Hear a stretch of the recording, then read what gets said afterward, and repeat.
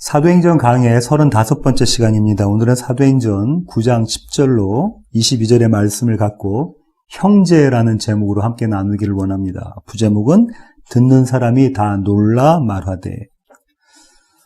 아시다시피 제가 내일부터 한 주간 동안 휴가를 갔습니다. 내일 아침에 시애틀로 출발해서 다음 주 월요일 날 돌아오는데요.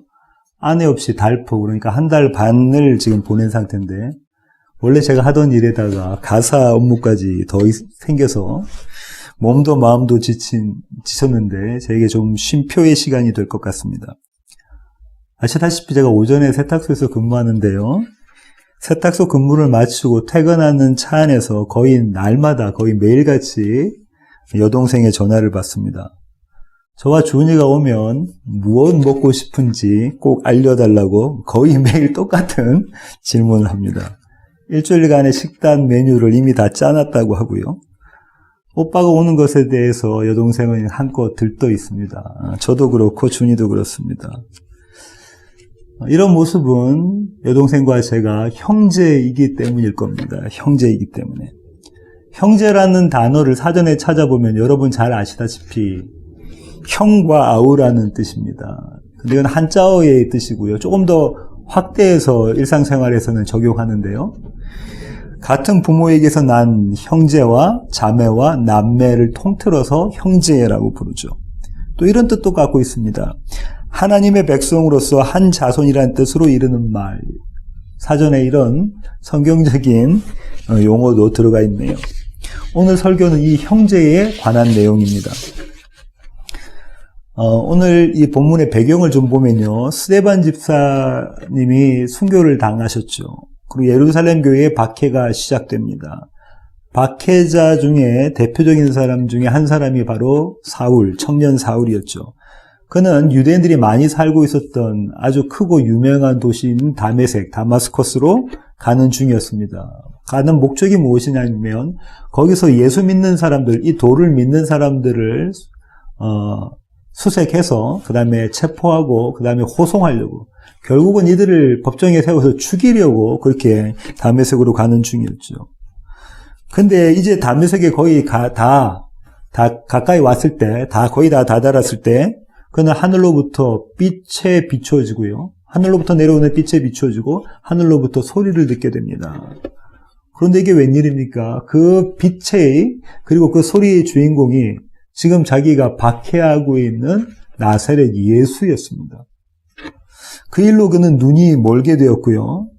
자기가 앞을 분간할 수 없으니까 자기가 아니라 다른 사람의 손에 이끌려서 다메섹이라는 도시로 들어가게 되죠. 원래 본인이 생각했던 다메섹 입성과는 전혀 반대의 장면이 펼쳐졌습니다. 여기까지가 지난 시간까지 이야기였고요. 오늘 스토리는 이렇습니다. 먼저 아나니아가 등장하는데요. 10절부터 16절에 있는 말씀이 그것인데요. 주님은 먼저 아나니아를 부르십니다. 10절입니다.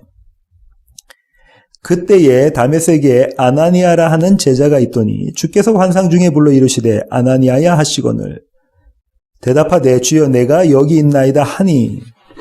아나니아는 예수님의 제자이죠. 예수님의 제자입니다. 그런데 지금 이 장면은 구약의 어떤 장면을 연상시킵니다. 그죠? 주님께서 아나니아야 하고 부르시니 아나니아가 무엇이라고 대답하냐면 주여 제가 여기 있습니다. 이거는 구약의 한 장면을 연상시키는데요. 사무엘상으로 가겠습니다. 사무엘상 3장 4절입니다. 사무엘상 3장 4절. 찾으셨으면 제가 한번 읽어보겠습니다. 여호와께서 사무엘을 부르시는지라 그가 대답하되 내가 여기 있나이다 하고, 정확히 똑같은 구절이죠. 엘리야에게로 달려가서 이르되 당신이 나를 부르셨기로 내가 여기 있나이다. 그러니까 엘리 선지자가 뭐라고 이야기하냐면 사무엘아 내가 너 부르지 않았다. 일이 3번이나 반복되죠. 10절 보실까요? 같은 사무엘 3장 10절. 여호와께서 임하여 서서 전과 같이 사무엘아 사무엘아 부르시는지라 사무엘이 이르되 말씀하옵소서 주의 종이 듣겠나이다 하니. 누가는 지금 이 장면, 구약의 이 장면, 사무엘이 하나님의 말씀을 받는 이 장면을, 하나님의 콜링을 받는 이 장면을 그대로 그리고 있습니다. 왜 누가는 이 장면을 이렇게 여기에 기록하고 있었을까요? 아마도 그는 선지자 사무엘이 이 에피소드가 이야기하고 있는, 이 이미지가 이야기하고 있는 순종, 그것도 참 순종이 어떤 것이라는 것을 보여주기 위해서 이 장면을 그렸을 겁니다. 구약에 관한 한 박사 중에 박사였던 사울, 순종이라면 둘째가라면 서러워했을 사울입니다. 그 열심을 가지고 지금 다메섹으로 들어왔거든요. 그런 그의 순종과 아나니아의 순종을 지금 대조시키고 있는 겁니다. 이어서 주님은 이 아나니아에게 명령하십니다. 10절부터 12절인데요. 11절부터 12절인데요. 주께서 이르시되 일어나 직가라 하는 거리로 가서 유다의 집에서 다소 사람 사울이라는 사람을 찾으라. 그가 기도하는 중이라. 그가 아나니아라는 사람이 들어와서 자기에게 안수하여 다시 보게 하는 것을 보았느니라 하시거늘. 사울은 다소 사람입니다. 이 다소라는 곳은 당시의 그 헬라, 그리스 철학으로 아주 유명했던 도시고요. 다시 말하면 사울은 헬라 철학, 그리스 철학에 아주 능통했던 자라는 것을 알 수가 있죠. 사울은 이렇습니다. 출신, 학력, 지위, 남부를 게 없는 사람이었고요. 뛰어난 위치에 있던 사람이었고요. 거기다 열정까지, 대단한 열심까지 있었던 사람이었습니다. 모든 것을 겸비한 사람이 사울이었죠.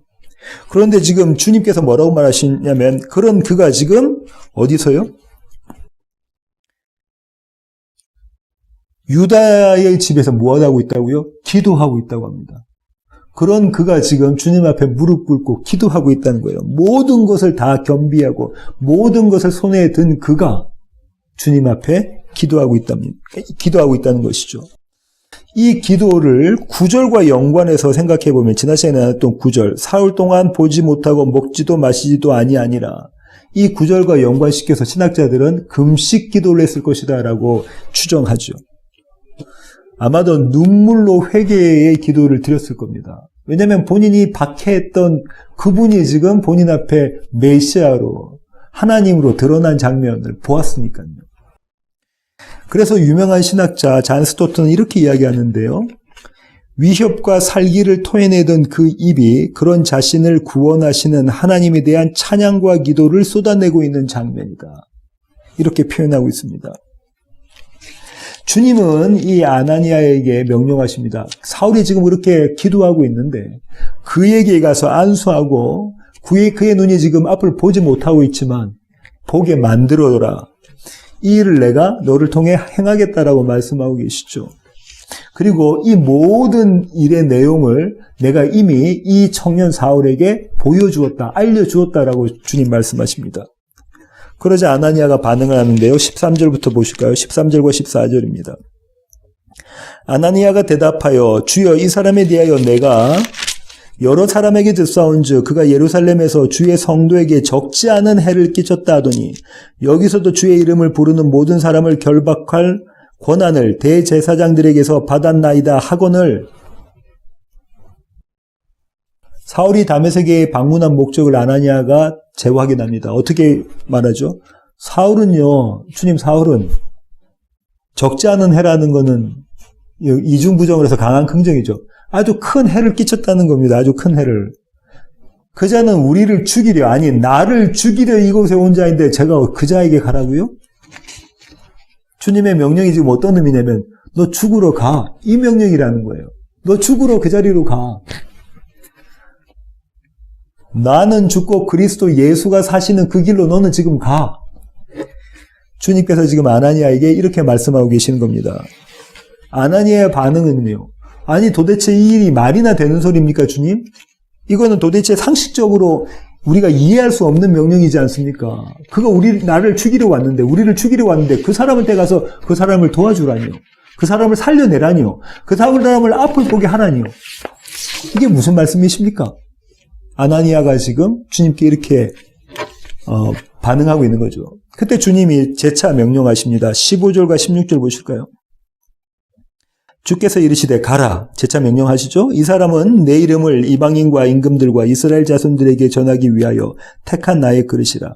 그가 내 이름을 위하여 얼마나 고난을 받아야 할 것을 내가 그에게 보이리라 하시니, 주님 뭐라고 말씀하시냐면 가라 이렇게 명령하시고서는 이 아나니아에게 평안을 주시는데, 뭐라고 평안 주시냐면요, 그 청년 사울은 너를 죽이려고, 유대인들을 죽이려고, 예수 믿는 자들을 죽이려고 이 땅에 온 그 사울은 나의 택한 그릇이다. 내가 쓸 그릇이다라는 거예요. 내가 사용할 목적이 있는 그런 그릇이다. 이렇게 이야기하고 계십니다. 무엇을 위해서요? 주님의 이름을 전하기 위해서. 로마서 1장 1절 보실까요? 이 구절을 바울은 이렇게 이야기했죠. 로마서 1장 1절 보시겠습니다. 예수 그리스도의 종 바울은 사도로 부르심을 받아 하나님의 복음을 위하여 택정함을 입었으니, 하나님의 복음을 위해서 택함을 받은 자, 그것이 사울이라는 거예요. 그것이 바울이라는 거예요. 한 구절 더 볼까요? 갈라디아서 1장 11절부터 16절 상반절입니다. 갈라디아서 1장 11절부터 보시겠습니다. 형제들아, 내가 너에게 알게 하노니 내가 전한 복음은 사람의 뜻을 따라 된 것이 아니니라. 이는 내가 사람에게서 받은 것이 아니요 배운 것도 아니요 오직 예수 그리스도의 계시로 말미암은 것이라. 내가 이전에 유대교회에 있을 때에 행한 일을 너희가 들었거니와 하나님의 교회를 심히 박해하여 멸하였고, 내가 내 동족 중 여러 영갑자보다 유대교를 지나치게 믿어 내 조상의 전통에 대하여 더욱 열심히 있었으나, 그러나 내 어머니의 태로부터 나를 택정하시고 그의 은혜로 나를 부르시니가 그의 아들을 이방에 전하기 위하여 그를 내 속에 나타내시기를 기뻐하셨을 때에.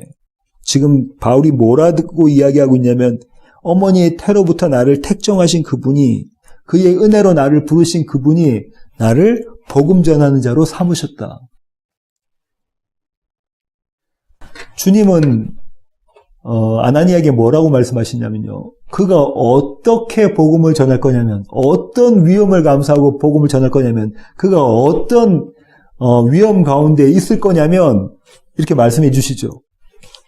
거기에 대해서 바울이 이렇게 얘기합니다. 고린도 후서 11장 23절부터 27절 한번 보실까요? 고린도 후서 11장 23절부터 27절입니다. 그들이 그리스도의 일꾼이냐 정신없는 말을 하거니와 나는 더욱 그러하도다. 내가 수고를 넘치도록 하고 옥에 갇히기도 더 많이 하고 매도 수없이 맞고 여러 번 죽을 뻔하였으니, 유대인들에게 40에서 하나가만 매를 5번 맞았으며 3번 태장으로 맞고 1번 돌로 맞고 3번 파선하고 일주일을 깊은 바다에서 지냈으며, 여러 번 여행하면서 강의 위험과 강도의 위험과 동족의 위험과 이방인의 위험과 시내의 위험과 광야의 위험과 바다의 위험과 거짓 형제 중의 위험을 당하고, 또 수고하며 애쓰고 여러 번 자지 못하고 줄이며 목마르고 여러 번 굶고 춥고 헐벗었노라. 주님께서 이미 이 사울을 택정하시고 사울을 불러실 때, 다메섹에서 사울을 불러내실 때 그가 어떤 고난 받으실 것을 보여주셨다, 이렇게 말씀하고 계시네요. 그러니 아나니아야, 네가 그에게 가서 안수해라. 아나니아는 주님의 이 말씀에 순종합니다. 순종하는데요. 17절부터 19절 상반절까지가 순종의 모습인데요. 아나니아는 먼저 주님의 말씀을 선포하죠. 17절입니다. 아나니아가 떠나 그 집에 들어가서 그에게 안수하여 이르되, 형제 사울아, 주 곧 내가 오는 길에서 나타나셨던 예수께서 나를 보내어 너로 다시 보게 하시고 성령으로 충만하게 하신다 하니. 아나니아가 주님의 말씀을 선포합니다. 그죠? 주님이 이 사울에게, 청년 사울에게 들려주셨던 그 말씀을 아나니아가 다시 선포하죠. 사울아, 네가 주님으로부터 보고 들었던 그 모든 말씀은 주님께서 성취시키신다, 완성시키신다라고 이야기하고 있는 것이죠. 다시 말하면 아나니아가 지금 사울에게 무엇 설명하고 있는 것이냐면, 약속의 성취되는 모습을 이야기하면서 곧 그분은 메시아이다, 그리스도시다, 이걸 가르쳐주고 있는 겁니다. 그리고 이 아나니아의 이 선언처럼 곧 하나님의 말씀, 예수 그리스도의 말씀이 성취됩니다. 18절부터 19절 상반절인데요. 즉시 사울의 눈에서 비늘 같은 것이 벗어져 다시 보게 된지라. 일어나 침례를 받고 음식을 먹음에 강건하여지니라. 즉시 사울의 눈에서 비늘 같은 게 벗어져서 앞을 보게 됩니다. 보지 못하는 자가 보게 되는 자, 보지 못하는 자가 볼 수 있는 자, 그래서 보게 되는 자로 바뀌어지는 모습이죠. 어둠에 있던 자가 빛 가운데로 나온 모습입니다. 사망 가운데 있던 자가 생명으로 옮겨진 이런 모습인 거죠. 이 일이 즉시 일어납니다. 그러자 이제 침례를 받게 되는데요. 이 사울이 아나니아로부터 침례를 받게 되는데요. 이것은 사울이 예수 그리스도를 믿음의 주로 고백한 것이죠. 그리스도, 메시아라고 고백한 겁니다. 하나님의 아들이라고 고백한 거죠. 그래서 침례를 받게 되고, 아나니아를 통한 침례를 통해서 이 사울이, 청년 사울이, 박해자 사울이 교회의 일원이 되었다, 멤버가 되었다라는 모습이 드러나는 것이 이 침례 사건입니다. 이렇게 사울은 침례를 받고 다시 음식을 먹기 시작하고, 이제 금식이 끝나는 거고, 음식을 먹기 시작하면서 강건해졌다고 이야기하죠. 이전의 강건과는 차원이 다른 강건입니다. 이 강건은. 왜냐하면 여기서는 지금 음식을 먹고 육신적으로 강건해진 모습을 그리고 있지만 그 행간은 어떤 것이죠? 영이 강건해졌다, 영이 건강해졌다, 영이 병에서 회복되어졌다, 사망에서 생명으로 옮겨졌다라는 것을 보여주고 있는 장면인 거죠. 이렇게 사울은 주님의 말씀이 그 가운데서 이루어지는 것, 성취되는 것을 경험하게 되죠. 그러고 난 다음에 사울의 삶 가운데 반전이 일어납니다. 반전이. 19절 하반절부터 22절까지인데요. 20절 먼저 제가 한번 읽어보겠습니다. 즉시로 각 회당에서 예수가 하나님의 아들이심을 전파하니, 사울이 어떻게 바뀌어졌냐면요. 박해자 사울에서 전도자 사울로 바뀌어졌습니다. 무엇 전하냐면 예수가 하나님의 아들, 메시아다, 그리스도라는 것을 전파하고 있다는 거예요. 고린도 후서 1장 19절부터 20절 한번 보실까요? 고린도 후서. 너희 가운데 전파된 하나님의 아들 예수 그리스도는 예하고 아니라 함이 되지 아니하셨으니 그에게는 예만 되었느니라. 하나님의 약속은 얼마든지 그리스도 안에서 예가 되니 그런즉 그로 말미암아 우리가 아멘하여 하나님께 영광을 돌리게 되느니라. 사울의 신학이 완전히 바뀌어졌습니다. 그렇죠? 무엇이라고 하냐면 구약의 그 여호와 하나님이 예수 그리스도를 통해서 그 하나님의 모든 약속이 예수 그리스도의 예를 통해서 이루어졌다, 성취되었다. 그 하나님의 말씀하시는 것이 곧 예수 그리스도시다. 그분이 메시아시다. 그분이 구원자시다. 이렇게 신학이 바뀌어졌죠. 이 사건, 이 다메섹에서의 사건 이후에 바울의 신학이 이렇게 바뀌어졌습니다. 이 복음을 지금 그가 전했다는 거예요. 그분은 하나님의 아들이다라는 걸 전했다는 거예요. 너희가 알고 있었던 그 구약의 하나님께서 약속하셨던 그것이 바로, 그분이 바로 이분이시다. 나사렛 예수시다. 내가 그렇게 핍박하고 박해했던 그분이시다. 이걸 지금 선언하고 전파하고 있다는 거죠. 어떻게 전했냐면요. 즉시로 전했다고 되어져 있습니다. 그렇죠? 20절. 처음 시작이 이렇게 되잖아요. 즉시로 전했다. 이 즉시로라는 단어를 보면 우리가 주님의 사역 가운데 나타난 어떤 한 장면이 떠오르는데요. 참 복음을 받은 자의 모습이 어땠냐면 다 이렇게 즉시로 했습니다. 그 중에 대표적인 여인이 요한복음 4장에 나오는 수가성 여인입니다. 요한복음 4장 25절부터 26절 보실까요? 요한복음 4장 25절부터 26절. 여자가 이르되 메시아 곧 그리스도라 하는 이가 오실 줄 내가 아노니 그가 오시면 모든 것을 우리에게 알려주시리이다. 그리스도가 오실 겁니다. 그러면 이 모든 것, 지금 제가 궁금해하고 있는 이 모든 것을 그분이 해답을 주실 겁니다. 그러자 주님이 해답을 그 자리에서 주십니다. 예수께서 이르시되 네가 말하는 내가 그라 하시니라. 내가 바로 그 하나님의 아들 메시아다, 그리스도다. 네가 그렇게 원했던 생명의 근원인 자가 바로 나다. 이렇게 말씀하시는 거죠. 28절 보실까요? 여자가 물동이를 버려두고 동네로 들어가서 사람들에게 이르되 내가 행한 모든 일을 내게 말한 사람을 와서 보라. 이는 그리스도가 아니냐 하니 그들이 동네에서 나와 예수께로 오더라. 여자가 어떻게 했죠? 대낮에 물 들어갔다가 이제 물덩이도 내팽개쳐 치고 그 즉시로 복음받은 자의 모습이 드러납니다. 어떻게 했다고요? 동네에 나가서 예수가 그리스도시다. 내가 만난 이분이 그리스도시다. 너희 앞에 구원자가 오셨다. 하나님이 말씀하셨던 그분이 오셨다라고 지금 선언하고 선포하고 전하고 있는 거죠. 39절 보시겠습니다. 요한복음 4장 39절. 여자의 말이 내가 행한 모든 것을 그가 내게 말하였다 증언하므로 그 동네 중에 많은 사마리아인이 예수를 믿는지라. 복음받은 자의 참 모습이 이 모습이라는 겁니다. 청년 사울은 이 모습을 그대로 보여줬고요. 그러자 사울이 전도자로, 박해자에서 전도자로 바뀌어지는 이 모습을 보자 사람들이 어떻게 반응하냐면요. 21절처럼 반응합니다. 듣는 사람이 다 놀라 말하되 이 사람이 예루살렘에서 이 이름을 부르는 사람을 멸하려던 자가 아니냐. 여기 온 것도 그들을 결박하여 대제사장들에게 끌어가고자 함이 아니냐 하더라. 사람들의 반응은 이런 겁니다. 이거 도대체가 믿을 수가 없다. 믿어지지 않는다. 아니 도대체 이거는 어떻게 말로는 설명할 수 없는 그런 사건이다. 이거 믿어야 되나 믿지 말아야 되나 이러고 있는 거죠. 어느 정도로 이 사람들이 의심하고 믿을 수 없는 정도였냐면요. 이렇게 되어져 있습니다. 그 다음 구절 조금 더 내려가셔가지고요. 26절 한번 보실까요? 26절. 사울이 예루살렘에 가서 제자들을 사귀고자 하나 다 두려워하여 그가 제자됨을 믿지 아니하니. 그가 제자됨을 믿지 않는다 합니다. 그가 제자됨을 우리가 믿을 수 없다라고 예루살렘에 있는 제자들이 이야기하고 있는 거예요. 도대체 믿을 수 없다.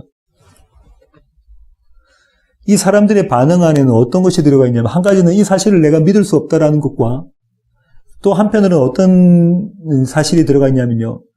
저 사람은 예수 믿으면 안 된다라는 사실도 들어가 있는 겁니다. 어떻게 저 사람이 예수를 믿어? 어떻게 저런 모습의 사람이 우리를 박해하고 많은 믿는 우리 형제들을 붙잡아가서 죽게 만들었던 저 사람이 어떻게 우리와 똑같은 제자가 될 수 있는가? 이렇게 반응하는 것이 저와 여러분의 모습이죠. 이것이 우리의 실력입니다. 우리의 실력. 이어지는 말씀은요. 22절인데요. 사울은 힘을 더 얻어 예수를 그리스도라 증언하여 다메섹에 사는 유대인을 당혹하게 아니라. 여기서 힘을 더 얻었다고 하죠. 5세기 사분 중에 한 가지는 어떻게 되어졌냐면요. 말씀 안에서 힘을 더욱 얻어라고 말씀 안에서라는 구절이 들어가 있습니다. 말씀 안에서. 그의 힘의 원천이 주님의 말씀이었다는 거예요. 다시 말하면 말씀으로 함께 하시는 주님의 능력이 그와 함께 있었다는 거죠. 에베소서 6장 10절부터 12절 보시겠습니다. 끝으로 너희가 주 안에서와 그 힘의 능력으로 강건하여지고 마귀의 관계를 능히 대적하기 위하여 하나님의 전신 갑주를 입으라. 우리의 씨름은 혈과 육을 상대하는 것이 아니요 통치자들과 권세들과 이 어둠의 세상 주관자들과 하늘에 있는 악의 영들을 상대함이라. 주 안에서와 그의 힘의 능력으로 강건하여지고 그냥 본인이 힘을 더 냈다는 게 아니라 주님의 말씀으로 함께 하시는 그 주님의 능력으로 인하여 힘을 더 내었다라는 겁니다. 강건해졌다는 거죠. 디모데전서 1장 12절. 디모데전서 1장 12절 보시면 바울이 이렇게 고백합니다. 나를 능하게 하신 그리스도 예수 우리 주께 내가 감사함은 나를 충성되이 여겨 내게 직분을 맡기심이니. 무엇이라고 지금 바울이 이야기하냐면 나를 능하게 하신 그분 때문에 내가 지금 이 일을 하고 있다. 이 사명을 감당하고 있다라고 전하고 있죠. 조금 더 넘기셔서 디모데 후서 4장 17절 보실까요? 주께서 내 곁에 서서 나에게 힘을 주심은 나로 말미암아 선포된 말씀이 온전히 전파되어 모든 이방인이 듣게 하려 하심이니 내가 사자의 입에서 건짐을 받았느니라. 바울이 놀라운 이야기하죠. 주께서 내 곁에 서서 나에게 힘을 주심은 주님께서 바울 곁에 서서 바울에게 힘을 주셔서 말씀을 전하게 하신다는 거예요. 어떻게? 그분의 말씀으로 그 말씀을 전하게 하신다는 거죠. 이 헬라어가 이 힘을 얻어라는 이 헬라어 동사의 시제가요, 미완료 시제인데요. 이 미완료는 시상이 뭐라고요? 지속적인 거, 계속적인 용법, 지속적인 거라는 거죠. 그 말은 주님께서 주시는 그 능력으로 계속해서 말씀을 전했다는 겁니다. 이것이 바울이 말씀을 전하는 모습이었고요. 저와 여러분, 교회, 성도가 말씀을 전할 때 나타난 모습인 거죠. 오늘 설교의 결론을 맺도록 하겠습니다. 제가 오늘 설교의 부제목을요, 듣는 사람이 다 놀라 말하되라고 정했는데요. 듣는 사람들이 다 놀라 말하되. 왜 그들은 놀랐을까요? 왜 그들은 놀랐죠? 그것은 바울의 반전 때문에 그렇습니다. 그렇죠? 바울의 반전. 예수를 박해하던 그 자가 오히려 예수를 증거하는 이 쇼킹할 만한 일이, 그런 사건이 벌어진 거예요. 다메섹에서. 반전도 이만저만의 반전이 아닙니다. 우리는 사실 이런 반전 잘 보기가 힘들어요. 우리의 삶 가운데서. 그렇지 않습니까? 예수를 죽이려 했던, 예수 믿는 사람을 죽이려 했던 그 자가 이제는 그 분을 전하는 모습으로 드러나고 있는 겁니다. 다음 시간에도 나오겠는데요. 심지어는 그분을 전하는 것으로 오히려 핍박을 받는, 도리어 핍박을 받고 박해를 받는 모습이 드러나거든요. 대단한 반전입니다. 그래서 아까 말씀드린 것처럼 예루살렘에 있는 제자들조차도 이 사람이 진짜로 회심을 했는지 안 했는지, 진짜로 제자가 되었는지 안 되었는지 의심했다고 할 정도니까요. 그런데 이 청년 사울의 반전 속에는, 그 안에는 또 다른 반전이 있었습니다. 이 청년 사울의 반전을 야기한 원인이 된 또 다른 사람의 반전이 있었는데요. 그 반전이 17절에 나옵니다. 사도행전 9장 17절 중반절 보시면 형제 사울아. 아나니아가 사울을 이렇게 부릅니다. 형제 사울아. 어떻게 불렀다고요? 형제 사울아. 이것은 사울이 그리스도인이 되고 난 이후에 예수님을 목격하고 예수님의 말씀을 받고 그러고 난 다음에 처음으로 듣는 소리가 형제 사울아입니다. 형제 사울. 아직 앞이 보이지, 눈이 뜨이기도 전에 처음으로 듣는 첫 마디가 무엇이라고요? 형제 사울아. 아나니아를 비롯한 모든 예수 믿는 사람을 죽이려 했던 그 아나니아로부터, 그가 죽이려 했던 그 사람으로부터 듣는 첫 마디가 형제 사울아. 아나니아가 사울을 형제라고 부를 수 있었던 그 이유는 어디 있냐면요. 바울은 이렇게 얘기하는데요. 갈라디아서 2장 19절부터 21절입니다. 갈라디아서 2장 19절부터 21절. 찾으셨으면 제가 한번 읽어보겠습니다. 내가 율법으로 말미암아 율법에 대하여 죽었나니 이는 하나님에 대하여 살려 함이라. 내가 그리스도와 함께 십자가에 못 박혔나니 그런즉 이제는 내가 사는 것이 아니요 오직 내 안에 그리스도께서 사시는 것이라. 이제 내가 육체 가운데 사는 것은 나를 사랑하사 나를 위하여 자기 자신을 버리신 하나님의 아들을 믿는 믿음 안에서 사는 것이라. 내가 하나님의 은혜를 패하지 아니하노니 만일 의롭게 되는 것이 율법으로 말미암으면 그리스도께서 헛되이 죽으셨느니라. 이 아나니아가 품었던 마음이 바울이 품었던 마음이죠. 이 율법을 좀 더 확장해서 보면 단순히 종교적인 율법을 지키는 것이 아니라 내가 믿고 내가 신뢰했던 그것이 무너지고 그 자리에 예수 그리스도의 원함, 아버지 하나님의 원함이 쓰는 것, 그것이 지금 이 구절의 의미인 거죠. 나의 신뢰로부터 그리스도 예수의 신뢰로 옮겨가는 모습인 거죠. 이 반전이 지금 아나니아에게 일어났던 겁니다. 그 반전의 결과가 뭐라고요? 원수 사울아가 아니라 형제 사울아. 원수 사울아가 아니라 형제 사울아. 이것이 반전의 결과입니다. 그러면 이 아나니아가 이 형제 사울아라고 불렀던 이 반전이 가능하게 된 근본적인 원인이 무엇이냐면요. 그것은 예수님의 반전 때문입니다. 마태복음 12장 46절부터 50절 보실까요? 마태복음 12장 46절로 50절입니다. 찾으셨으면 제가 한번 읽어보겠습니다.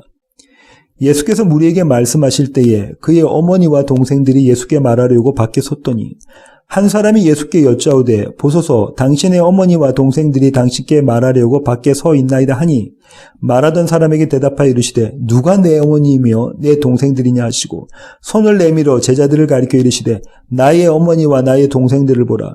누구든지 하늘에 계신 내 아버지의 뜻대로 하는 자가 내 형제요 자매요 어머니이니라 하시더라. 주님 뭐라고 말씀하시냐면요, 자신의 육신의 형제, 자매, 부모가 자신의 형제와 자매와 부모가 아니라 하늘의 아버지의 뜻대로 행하는 자가, 그들이 당신의 형제와 자매라고 그렇게 말씀하고 계시죠. 그러면 그 자리에 모여있던 주님께서 내 형제고 내 자매라고 이야기했던 그 자들이 정말 하나님의 말씀에, 아버지의 말씀에 순종했나요? 아버지의 뜻대로 그분의 원함대로 행했나요? 우리가 아는 바로는 그들은 모두 주님을 버렸습니다. 우리가 아는 바로는 그들은 주님을 죽이려고, 아니 죽인 자들입니다. 그런데 주님은 무엇라 말씀하시냐면 그들을 내 아버지 뜻대로 행하는 자, 나의 형제, 나의 자매라고 주님은 말씀하고 계십니다. 그렇게 주님이 말씀하셨던 그 이유가 오늘 본문에서 드러나는데요. 그것이 무엇이냐면 택한 나의 그릇입니다. 택한 나의 그릇. 바울은 이 진리를 이렇게 고백하는데요. 로마서 5장 6절부터 11절입니다. 로마서 5장 6절부터 11절.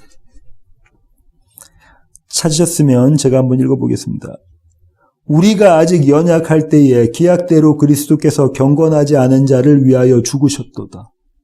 우리가 아직 연약할 때에 기약대로, 약속대로 그리스도께서 경건하지 않은 자를 위하여 죽으셨도다.